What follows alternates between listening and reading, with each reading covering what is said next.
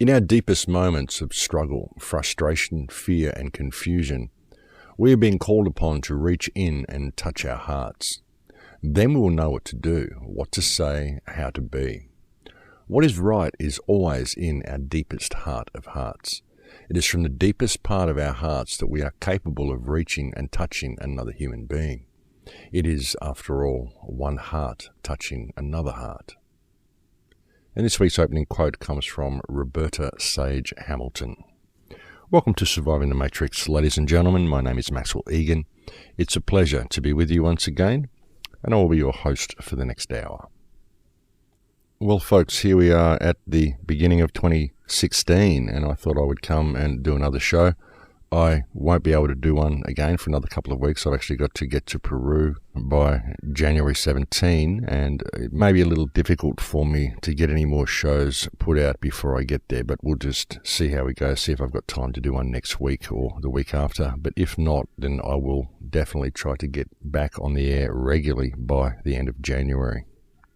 I would have done one a little bit earlier for you, but I've actually been quite sick these last few weeks. I've had a very bad chest cold, and it's made it very difficult to be able to do any shows. I've actually cancelled all the interviews that I had in December as well, just because I have not been well enough to do any.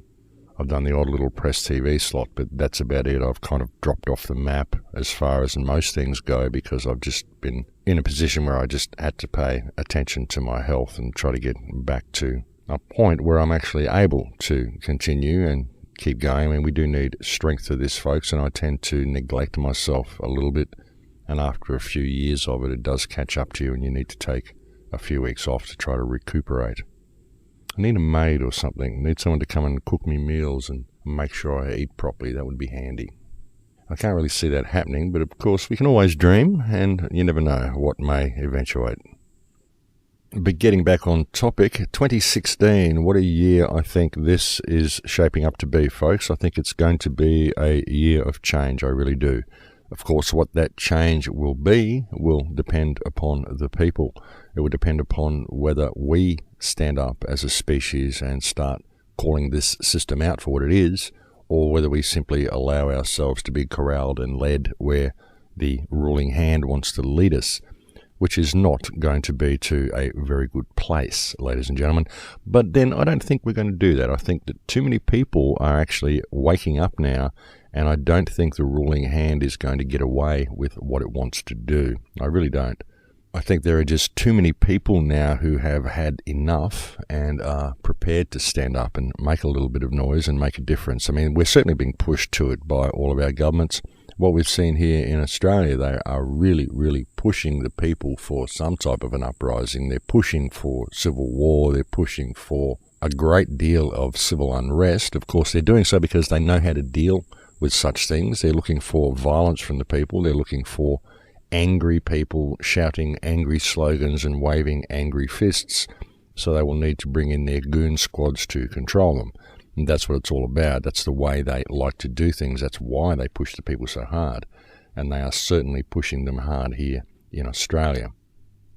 The Australian government is introducing mandatory vaccination laws taking effect from January 1st this year. This will serve to see the poorest people in our society forced into a position where they must inject toxins and poisons into their children and themselves, or they will be removed of all government benefits and be forced to live a life of crime. This is the way the government likes to escalate the crime rate, make sure the crime figures are right up there, so of course we need more police. But it also has another very interesting effect in as much as it actually invalidates the entire Australian government. The fact that Malcolm Turdful has implemented this type of legislation actually contravenes international human rights laws, and it also has the effect that it actually invalidates the government under Australian law as well. Because even under Australian law, forced medication is illegal and is actually a breach of the Australian Constitution. I believe it is section 51.23, and it is also coercion and forced civil conscription, which are both illegal under Australian law, and thereby invalidates the entire Australian government. So the Australian government, folks, really doesn't have a leg to stand on. It doesn't have any legal value at all, doesn't have any legal justification to even be there, because it has invalidated itself via its own corrupt legislation. Of course, you know that the turd-full regime was going to do this and that the Australian government is invalid anyway, as it's simply a trading company. And there is no contract that exists between anybody and the government. It's the same in every country, actually, folks. You know, it's impossible for you to have a valid contract with government because there needs to be three things in a contract. There needs to be full disclosure, there needs to be certainty of terms, there needs to be valuable consideration, and, you know, all parties need to be agreeing on the contract. People need to know what the contract is and they need to both sign it and they both need to be in agreement.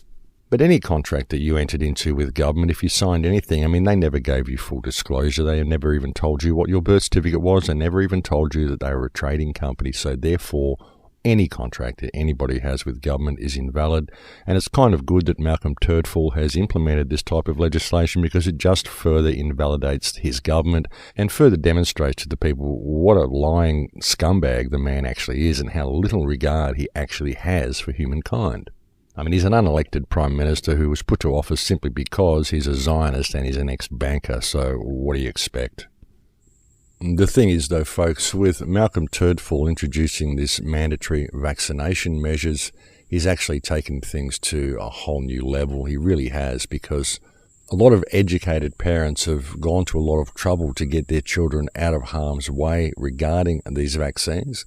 Because let's face it, these vaccines are full of heavy metals, they're full of viral diseases, mycoplasma, fecal material, DNA fragments from other species, formaldehyde, mercury, squalene. Polysorbate 8 is another popular thing that they put in the vaccinations, which is of course a sterilizing agent. And they're also known to cause autism. We've seen a huge increase in autism since they started these vaccination campaigns. And look, they had a few vaccinations when I was a kid, folks, but now they have literally dozens of vaccinations that they inject into these children whose immune systems are still developing.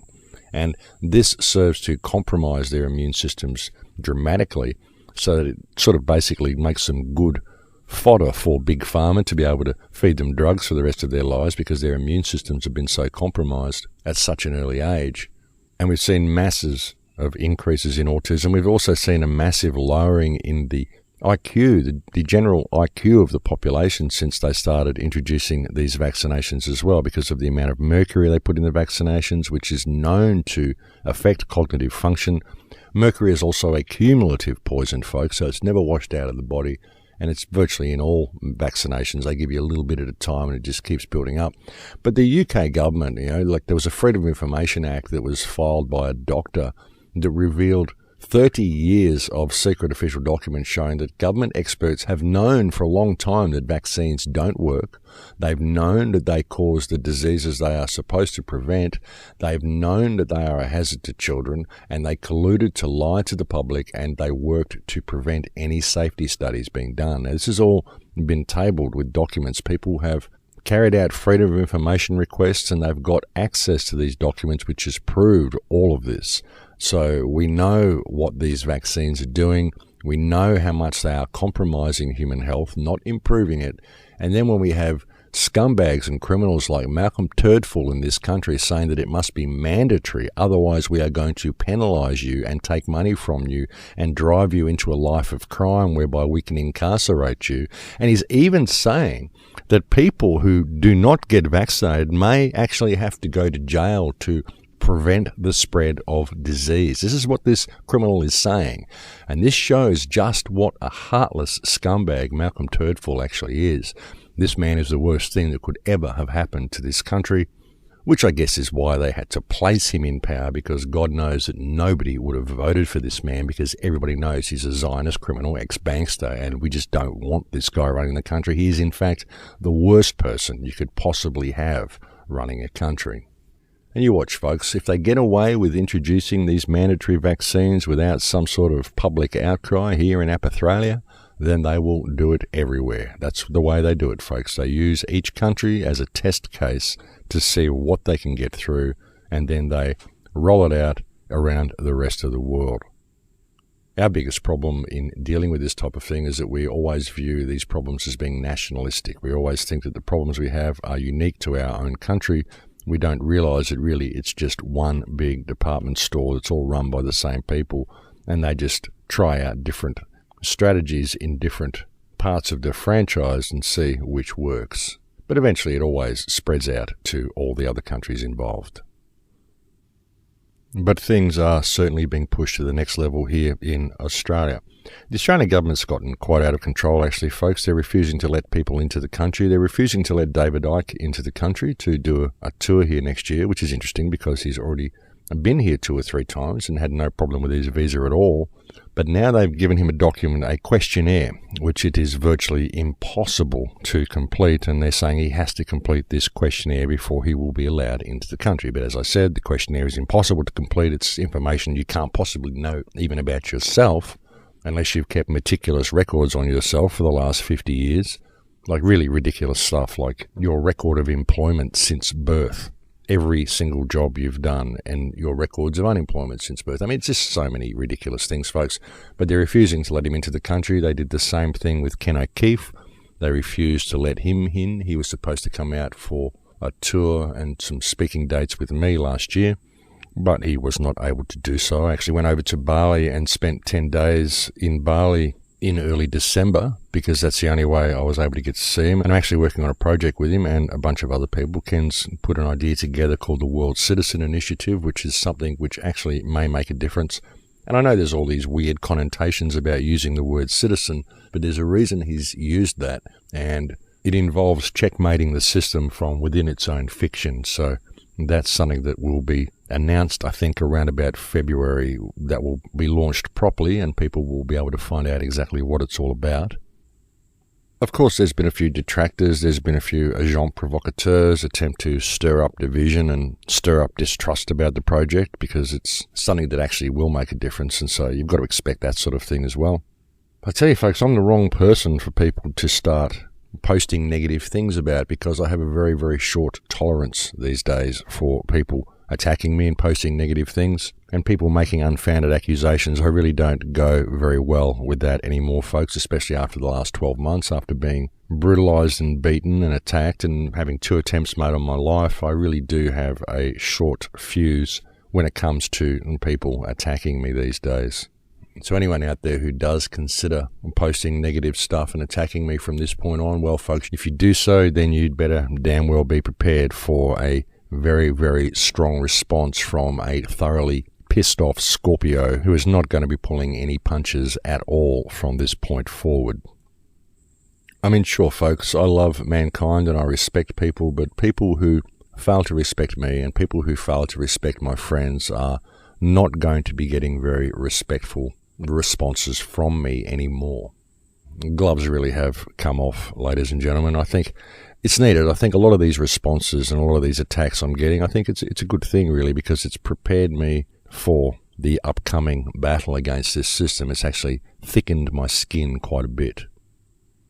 You know, I always like to think the best of people, and I never like to get involved in confrontation, and I always like to take a backward step in such situations and just allow people to vent. And I've always figured that eventually they will come around, eventually they will calm down and they'll see sense and things can work out. And some of the people who you've considered to be your worst enemies end up being your closest friends. But it gets to a point where you just find these online keyboard warriors attacking anybody that they can, because that's how they get their energy, and it gets to a point where you've just got to say, well, enough is enough, and you've got to either ignore them or sometimes just dish a little bit back to them, because doing so can often strengthen your will, and it can strengthen your demeanor, and it can sometimes build your character. You should never be afraid of embracing and expressing your emotions, folks. Just don't hold on to stuff. Don't hold grudges with people. I don't hold grudges with anybody. I get angry at people. I'll release a tirade of venom at them if the situation calls for it and my emotions take me there, but I don't ever then begin to hate that person or want to cause harm to that person or even hold a grudge against that person. I mean, once I've spoken my mind, then it's said and I'm done and I can move on from that point. And I've always been able to do that. I've just never held grudges with anybody. I mean, honestly, folks, I don't know anybody anywhere in the world that I would consider to be my enemy. But yeah, I'm over the attacks. I'm over the division that these people wish to continue and perpetuate. We really, really do need some unity in this movement, folks. We need people to actually start respecting each other and realize that we're all facing a common foe here and that we all have a common goal, which is to lead mankind to a place of freedom. We've got to start respecting other people's research, start appreciating that people are going to have different ideas than you do. People are going to see different things as being more important than you do. People are going to have a different concept of what the way out of this mess is. And that's okay for people to think differently. As long as we can respect each other, we will get there. It's the lack of respect that people have for each other which really is a big part of the problem, and people going on the attack against anybody who thinks differently to they do, calling everybody else out as a shill. This is the big problem that we face in this so-called push towards freedom that we're all involved in, folks. We really need to start respecting each other. If we do that, we're going to find that the walls break down pretty quickly. If people had respect for each other, they'd want to get active. And that's what we need to do, folks. We all need to get active in our communities, not just sit here and post stuff online, not just do talk shows, not just read news sites and hope that some alternative media personality is going to lead us all to safety. We need to actually get active in our own communities. And this isn't going to happen if we don't respect each other. But there's enough people online now. I mean, even with this alternate media, this independent media, whatever you want to call it, the people who are even half awake. I mean, there's so many people now who are aware that something is terribly wrong. And if we were to unite with the common focus, then we could achieve great things. It's just that people will not put down the stuff they have with each other. People are so caught up in their own particular rabbit hole that they simply don't want to look at the bigger picture. I mean, that's the problem that we face, really, folks, is that people will not look at the bigger picture. They won't look at things holistically. They're all concerned with their own piece of the puzzle. And this has been a huge frustration for people like me to see this, to see the division in the movement when freedom is right there at our fingertips, and it would be so easy to grasp if people would simply pay attention. I mean, there certainly is enough fuel that we have now to wake people up, folks, with what's going on in Australia, what's going on in Europe, what's going on in England. I mean, look at England. England's just flooded again. They've not dredged the Thames again this year because of the silly rules that the EU has put in place. I mean, they've been dredging the rivers in England for centuries, folks, because they know that if they don't dredge the rivers, then the local areas flood. And sometimes it can get really bad and even go into the cities. And they haven't dredged the rivers for 2 years running now, at least 2 years running, and probably more. And there were floods in the UK last year because of it, and there are now floods in the UK again. And then you've got David Cameron out there saying how much he cares about all these people who've been flooded out, but it was he who allowed the EU to dictate whether he should dredge the rivers or not. I mean, this is a fool, not to mention that he has sex with dead pigs, but he's a fool. And he's just caused a massive amount of hardship for the people of his country when he knows better. I mean, why on earth would they allow the EU to tell them not to take the safety precautions that they have been taking for hundreds of years, which have been known to keep them safe? Oh no, we're not allowed to do that, so we're just going to have to let everybody flood and let all this terrible damage happen to everybody because it's good for the EU. I mean, how does this work, folks? How does this work? Look what's going on in Europe. The massive migrant influx into Europe, the way they've completely destabilised all of the whole European continent, all done by design. And of course, while they're doing that, they are destabilising the Middle East as well, completely and utterly destroying Syria, killing thousands upon thousands of people in order to keep them safe, because they're saying Assad is killing his people, so we need to stop that by going in and carpet bombing the entire country and killing as many people as possible. That way Assad won't be able to kill his own people, because the West will have already killed them all. This seems to be their strategy, folks. I mean, I don't know, these mindless cretins who have sex with dead animals in order to get their office. I mean, why do we put up with this, ladies and gentlemen? Really? Why do we even consider doing what these people say? I mean, why isn't Australia on strike? Why isn't the entire country on strike standing up against Malcolm Turdful because of his human rights abuse by introducing mandatory vaccination? And it isn't a matter of whether you're pro-vaccination or anti-vaccination. It's a matter of having a choice, folks.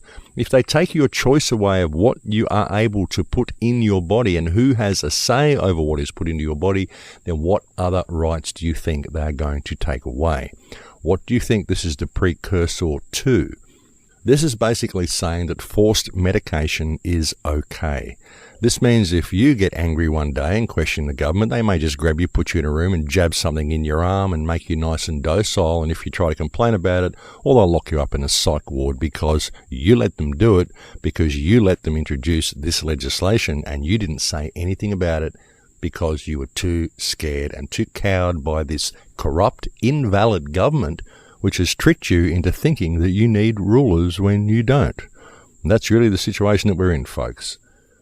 And all of this provides opportunities for mankind to wake up to themselves, call this out, and let's take this species in a new direction, one that is far better than the direction that we're going.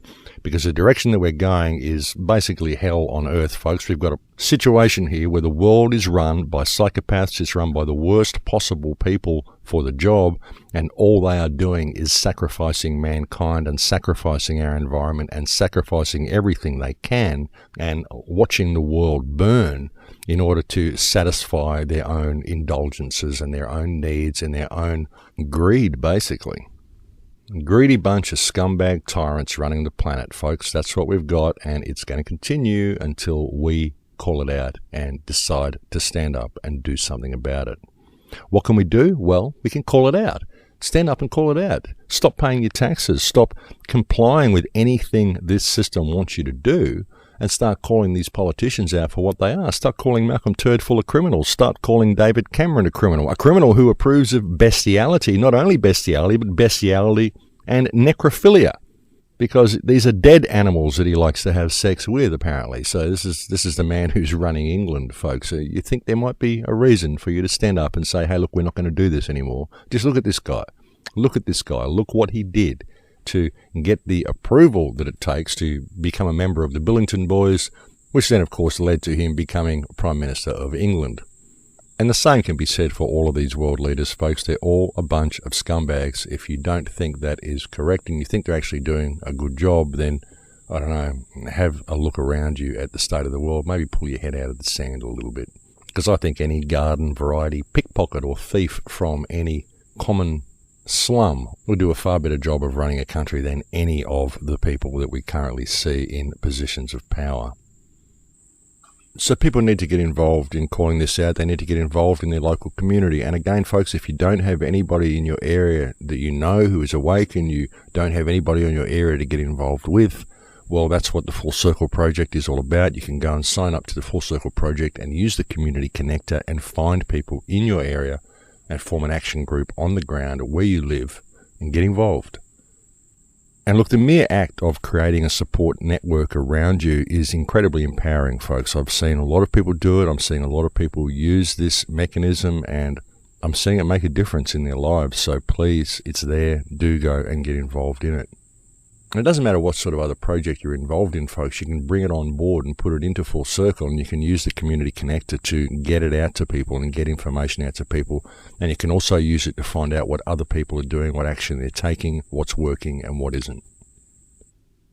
I mean, I firmly believe that even though the system is fiction, that there are still mechanisms in it that we can use if we're smart about it, if we do things in a timely manner. The thing is, once the system locks itself down, then it doesn't have to pretend that its fiction is real anymore. It will just become a totalitarian nightmare. But at the moment, those who control things still have to pretend that their fiction is real. They still have to pretend that their legal system actually has value and it works. And that is something that we can use against them to expose them.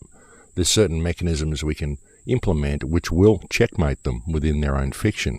This is what Ken's attempted to do with the World Citizen Initiative, and it's what many people have attempted to do. It's just that most people don't have the whole story. Most people only have a piece of the puzzle, and they're too concerned with their own tunnel vision to want to unite and hook up with other people. And really, folks, there's a lot of movements out there which are basically anti-government, pro-freedom movements, but they're all locked into their own tunnel vision. They've all got their own version of what freedom looks like and what the path to freedom is, and they're not prepared to listen to each other. And that's a huge problem. People have to be prepared to listen to each other because everybody has a piece of the puzzle. And even if someone's got an idea and it's the wrong idea, if you're prepared to listen to them, then maybe they will be prepared to listen to you, and maybe you can help them see the light and help them see what a real remedy looks like. But again, don't enter into the conversation thinking that you have the remedy and that the other guy's wrong, because you may not have all the pieces of the puzzle. There may be some little gem of gold in there, even though we got the rest of it wrong. So you have to be prepared to listen to people, and we've got to be able to open all of these ideas up for discussion. You know, there is freedom there, folks. It is right there at the end of the rainbow. We just can't seem to find it, but it is there, and we do have an opportunity to create some. I think for the first time in history, we actually have an opportunity for freedom. And if we can put our stuff down, then we're going to achieve that. And I really believe that that's what all this is for. That's what all of this stuff is coming out now. That's what all this hidden knowledge has come out for. That's why the system is becoming so much in everybody's face, because it is giving the human species an opportunity to step into their power and to establish freedom for the first time in the human experience. And personally, I think it's a wonderful time to be alive. I really do. I think that we are on the verge of great things. Of course, we're dancing on the edge of a knife. We are on the verge of terrible things as well, if we allow it. But I really don't think we will. I don't think people will allow this type of police state to come online. I don't think people will buy into the technology the way they're being trained to do, and they will allow themselves to become too subservient to it. I really do suggest people get rid of their mobile phones. I mean, sure, I've got one, but I only use it maybe once a month. I take it out now and then. People send me phone calls and they don't get a message back from me for sometimes a month, folks, because I just don't use the thing. I only bought it so my son could find me when I have to pick him up, when I have to meet him in some weird place, and there aren't any phone booths anywhere, so you can't call each other anymore. So the last time I had to meet him somewhere, I couldn't find him because I couldn't find a phone booth to call him. And so that's basically the reason I got a cheap mobile phone. But that's about the only time I use it, is when I am going to pick him up or something. So we need to not be so dependent upon technology, especially when the technology is being put in place in such a way as to monitor and control us. And that's exactly what they're doing with it, folks. That's what the smart grid's all about. That's why they've digitized everything. And the smart grid, the electricity grid, is what they have found as the access point into everybody's home. But it's all based on us actually using the technology. If we don't use the technology, then they don't really have any way of bringing their system online. And it's a choice, folks. We don't have to use it. It always is a choice. But look, I think we are at break time here, folks. So I'll leave it there for now, and we're going to have a break. Thank you for joining me on the air today. It's good to be back talking to you, and I'll speak to you again in a few minutes. Thanks for listening. And welcome back, ladies and gentlemen. So how do we go about combating this system, like here in Australia? How do we go about dealing with this mandatory forced vaccination and all this sort of stuff? Well, what you've got to do, folks, is you've got to understand that what this is someone claiming a right of ownership over your body. That's basically what forced medication is. And our problem when we're attempting to combat these sorts of things and address these types of issues is we go for government. We start petitioning government, we start writing letters to government and all of this sort of stuff. We start looking for people to overturn legislation. We start voting people in, voting people out, all sorts of things like this. What we've got to understand is that it's an attack against your flesh, which is being carried out by someone within government. Not the government itself, but someone within government. Someone within the mechanism of government wrote down this rule on a piece of paper, and then they put their name to it and they signed it into law. It is that person who signed it into law who is claiming a right of ownership over your body. So what you need to do in combating this is you need to contact the government and ask who signed off on the legislation, and can this person please state their claim. They need to prove their claim over the vessel that you inhabit. See, when government sends you nasty letters and they attempt to fine you or say you're in breach of legislation and any of this sort of stuff, folks, what they're doing is they're making a claim against you.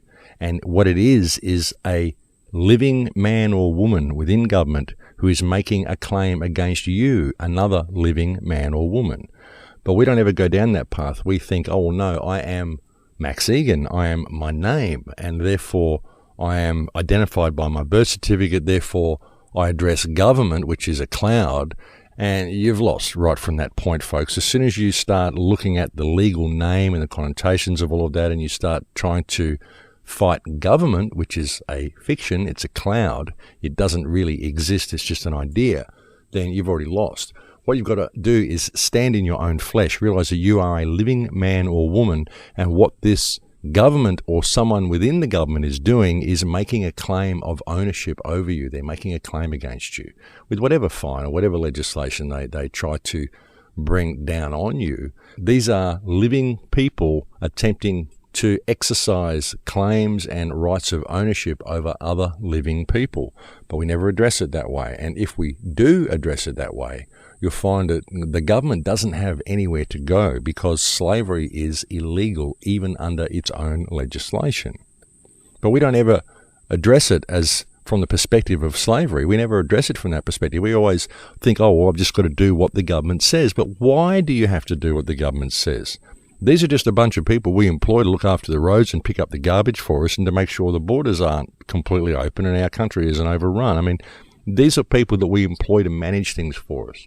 They're not rulers. They're not anyone who owns you. And if they're coming in now saying that they're going to inject toxins into you and there's nothing you can do about it, then they have way overstepped their mark.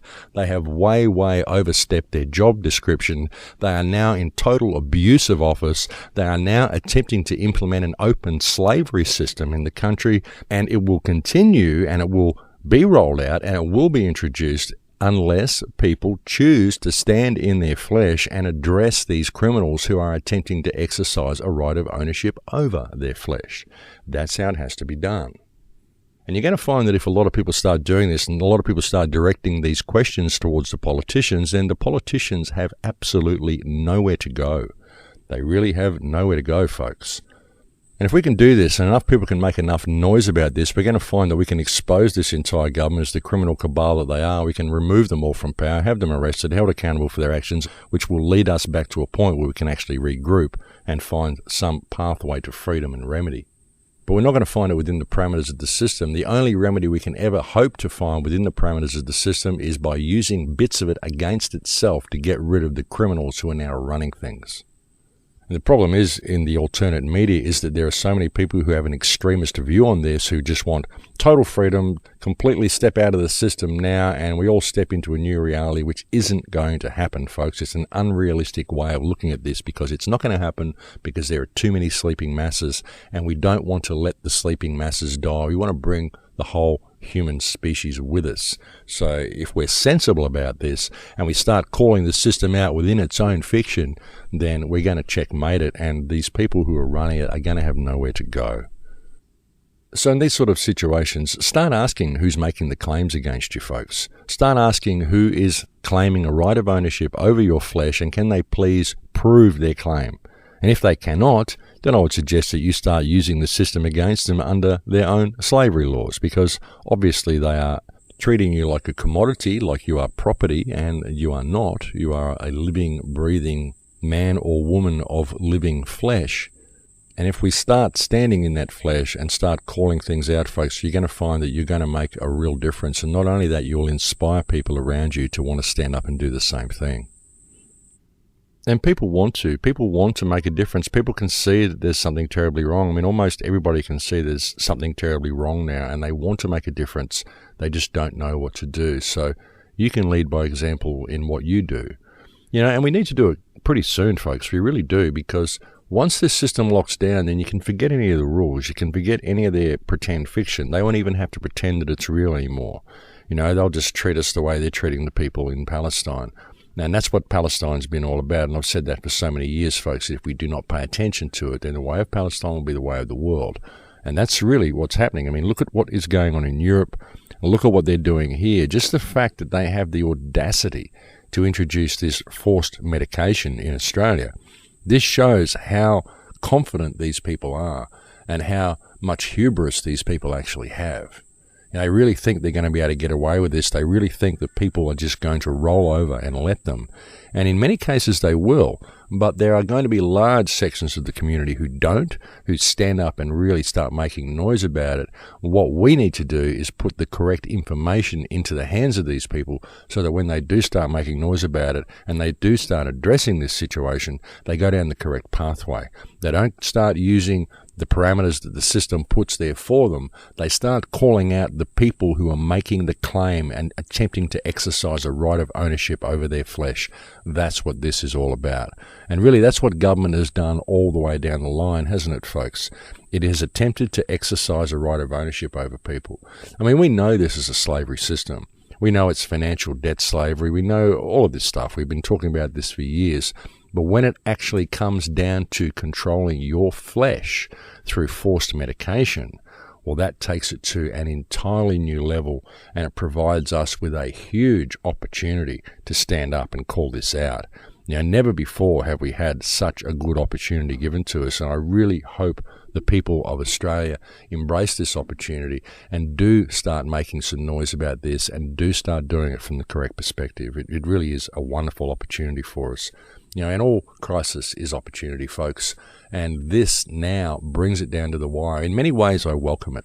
I welcome this move because this now brings it home to everybody, and now people cannot use the excuse that it isn't in their backyard. They can't use the excuse that it doesn't affect them, because it does now. It affects every man, woman, and child in this country, and this is where the line must be drawn. And it's my great hope that this legislation will spark a fire in the hearts of the Australian people, and we will see a mass uprising of defiance against the criminals who are running the Australian government. I mean, the choice is ours, folks. It really is. The choice of which direction this world is going to go lies with the people themselves. I mean, of course, if we leave it to the government, folks, we know which direction it's going to go. It's going to go straight to World War III and massive depopulation, which is everything our governments are currently pushing for. America and Israel and the UK and their allies have been attempting to kickstart World War III for some years now. And with their blatant human rights abuses in Syria and the blatant human rights abuses in Yemen that they're allowing the Saudis to carry out, and in Palestine, I mean, it's all pushing towards this. They've really been pushing as hard as they can, attempting to get mankind angry with them. And the only thing that is going to stop it is if the people in Western countries actually stand up and do something about it and call it out for what it is, and stop following the media, stop believing what these liars feed to the general public. It's absolutely disgraceful. As I've often said, folks, none of these lies could continue, none of these fake wars could continue, none of this situation could ever have happened were it not for the complicity and the lies and disinformation and false reality that's been fed to the people by the criminal scumbags who populate the mainstream media. They are so complicit and have so much blood on their hands that it absolutely defies analysis, folks. Without these people spreading their propaganda and feeding their rubbish to the world, none of this could have happened.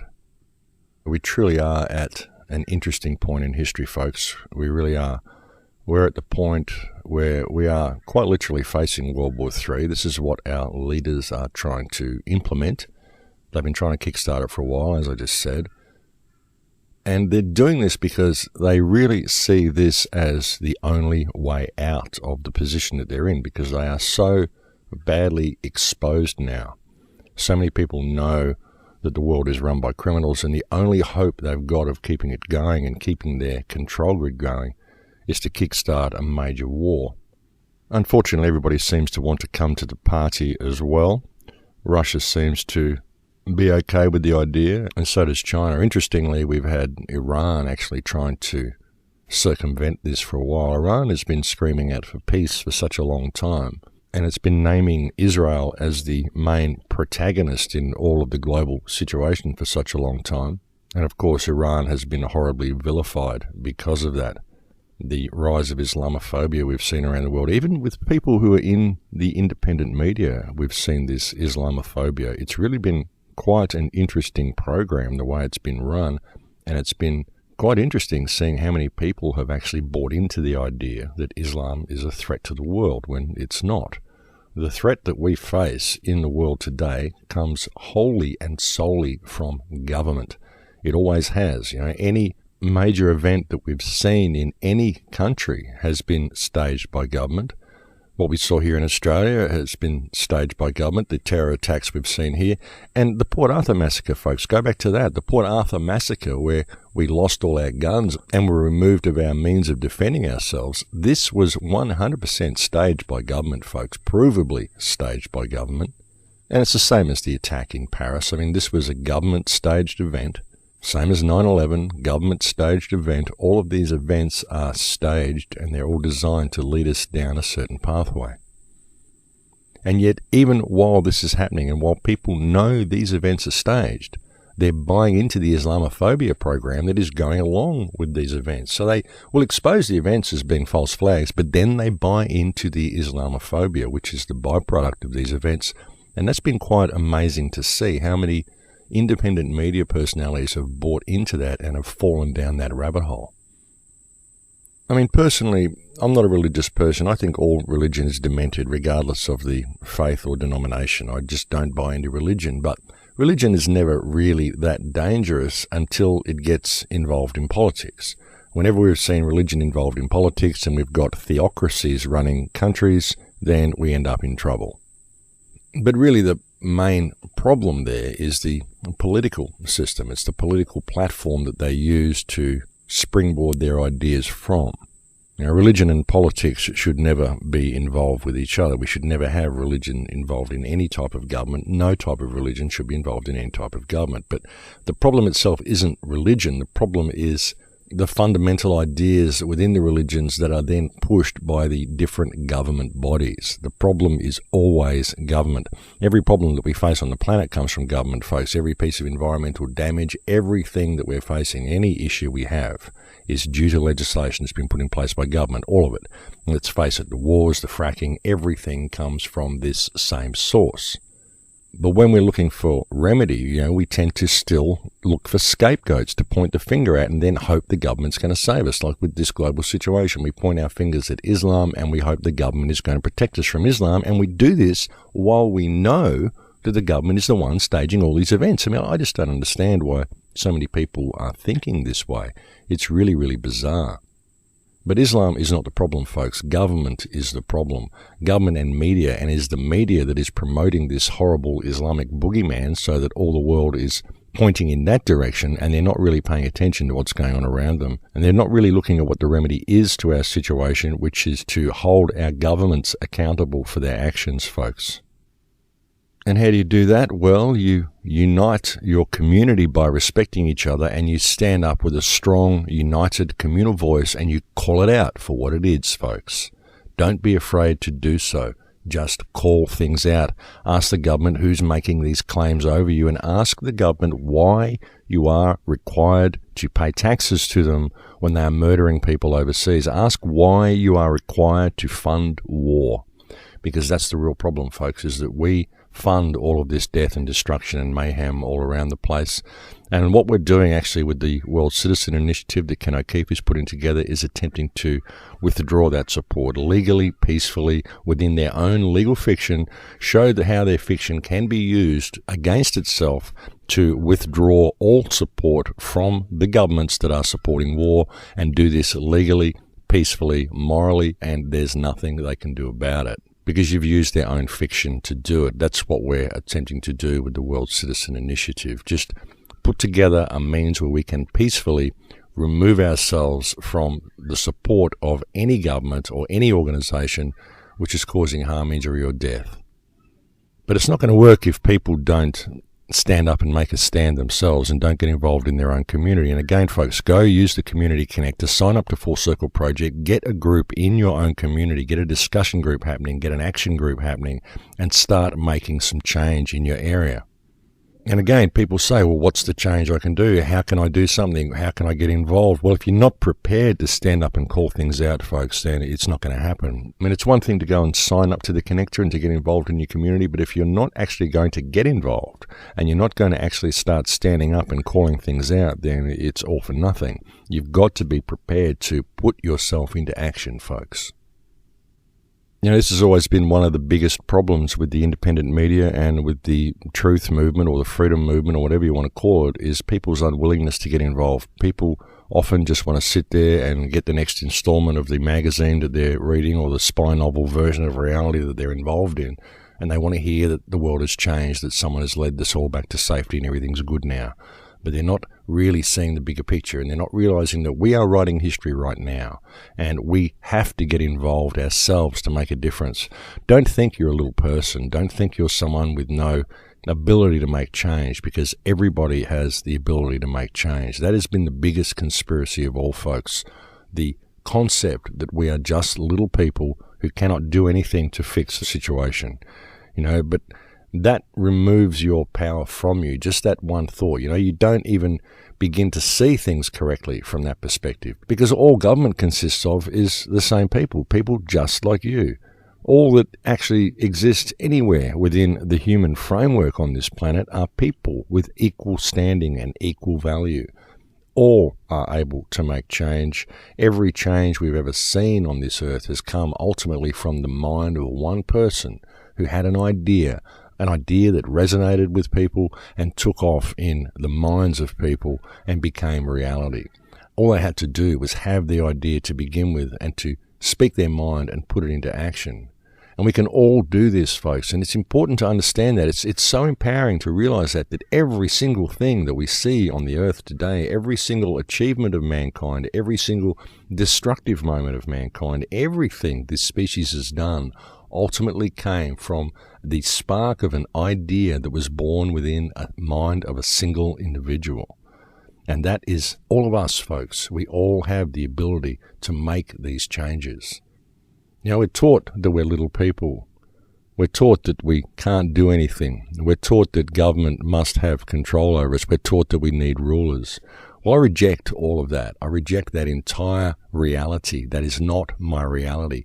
Integrity has no need of rules. And at the moment, the earth is run by a terrible, terrible group of people who are doing terrible, terrible things. And all you have to do is look around you to see the reality of this. But if we don't call it, it's not going to change. And if we don't refuse to comply with it, then it's going to continue. And what we're attempting to do with the World Citizen Initiative is create the mechanism whereby we are lawfully required to remove support from these people and remove support from these governments while these governments are waging war. Because let's face it, folks, none of these wars are being done to protect us. There's no reason to go and bomb children in Syria to keep America, England, or Australia safe. This is absolutely ridiculous. We're not being invaded by Syria. We don't need to go and bomb Syrian children. We don't need to go and wipe out the population to prevent their president from killing them. It just doesn't make sense, folks. None of these wars make sense. The entire war on terror is fake anyway. And we have to start withdrawing support from these people. And we've got to stop supporting any government which is supporting Israel. That's our ticket right there, folks, because Israel is carrying out war crimes, blatant war crimes, which makes all politicians in the Western world, well, virtually all of them, 99% of them, because they all support Israel, makes all of these people war criminals, folks, and that gives us the ability to call them out within their own fiction right there without even becoming world citizens. So, if we choose to, we can make a difference. What we're attempting to do with the World Citizen Initiative is actually provide some legal framework and basically a support group for people. So people know that there are thousands, hopefully millions of people around the planet that have all signed up to this, that are all pushing this as well, and it gives them the confidence to go forward.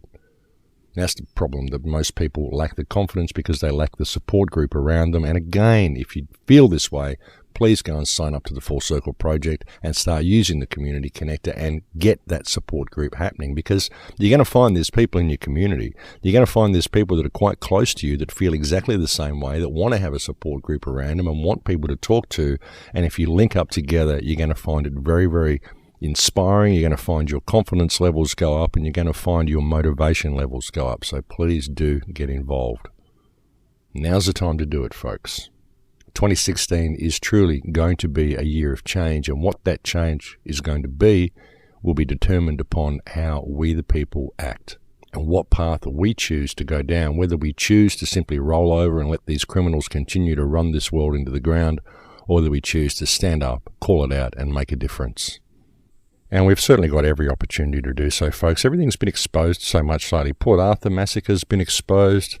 The Western ties to ISIS have been exposed. The Greater Israel Project's been exposed. The fact that ISIS are receiving $19 million a month in funding just in oil revenue from Israel has been exposed. And so many things are just being exposed for what they are.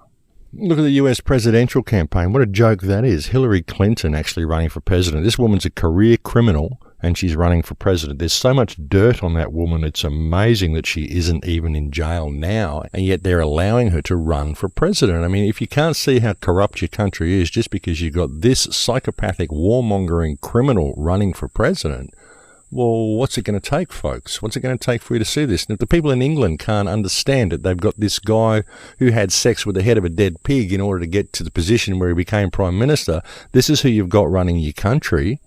I mean, why are people even considering doing what these people say? Why aren't they calling it out for what it is? You know, you've just got the Queen of England. They've just put in new secrecy laws to deal with the fact that there is a pedophile ring that appears to be connected to the royal family. Of course there is. And so how do they deal with that? Well, they introduce legislation saying you can't investigate it and secrecy laws and all this. I mean, you know, we just let them do this. Are you kidding me? Are you kidding me? You know, why do we let people just write laws to protect themselves, and they call these things scandals all the time? When they're not scandals, they're criminal acts. Where the people just call them scandals, and the people allow themselves to be bamboozled by the media, and they just go about their daily lives and allow themselves to be controlled and ripped off and all of the stuff that we're facing, folks. But it's drawing to a close, I think. People are seeing it now, and they're seeing that the time has come for mankind to step into their power, and that's what I believe 2016 is going to be, folks. It's going to be the time we step into our power, but people have to want to do it, and they have to be prepared to do it. I mean, but what's the option? What choice do you have? If you don't step into your power, you're allowing yourself to be enslaved, and it's just getting worse and worse. And if you think you've been having a hard time in your life up until now, well, you ain't seen nothing yet, folks. So what are you going to do? Are you going to allow yourself to be slowly cooked, or are you going to make a stand while you still have the ability to do so? That's the thing, folks. You've got to do it while you still have the means to do it, and those means will not be there forever. You know, the world is very open and transparent at the moment, but that's not going to last if we don't stand up and make some difference ourselves. But look, I think we're getting to the end of the show here, folks. We've got a couple of minutes left. It's been a pleasure to come and talk to you again. I will be doing some shows. Hopefully I'll be back on the air regularly by the end of January. I can't really guarantee anything at the moment, but that is what I'm aiming for. It will depend on what happens when I get to Peru. And I do have a lot of speaking dates coming up. I've got to speak at February in the Acapulco conference in Mexico. And I've also got a gig in England in March at the Brighton Dome, which I hope if you're in England, you'll come along to that. That's 2 gigs, I think, on the 6th and 8th of March. I've got another gig in Australia on the 11th of March at a festival in Victoria, and another talk I have to do in Byron Bay on the 18th of March. Then I have 2 dates in the United States in April at the Free Your Mind conference in Philadelphia, and another gig that Ian Crane is putting together, I think, in Portland. So if you're around in the area in the United States or in Mexico or in England, any of those states, it would be great to see you. So I'm going to be kind of out and about and traveling a lot for the next few months, but most of the time, hopefully, I'm going to be sitting in Peru working on a new film and continuing the radio shows. But look, we are facing some difficult times, but all is most certainly not lost. There are a lot of good things on the horizon as well. There are a lot of good opportunities that are coming out of this crisis, this dilemma that humankind finds itself immersed in, and that's always the way it's going to be. Now, we're on the verge of birthing a new reality here, folks, and like any form of birth, it can be a painful process, but something beautiful can come of it if we choose to get involved and if we choose to put our hearts and minds to it. And that's what I think is going to happen. I really think we're going to head for some really, really positive change by the end of this year if the people can get motivated enough to actually get involved. But I think it's getting to a point where they can't help it because it's just so in their face now.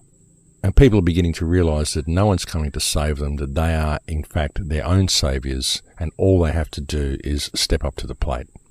But look, that's it for me, folks. We're completely out of time. Thank you to anybody who's ever made a contribution to the Crow House. If anybody can, it would be wonderful. They have been very, very few and far between while I've been off the air. I could really use some support at the moment.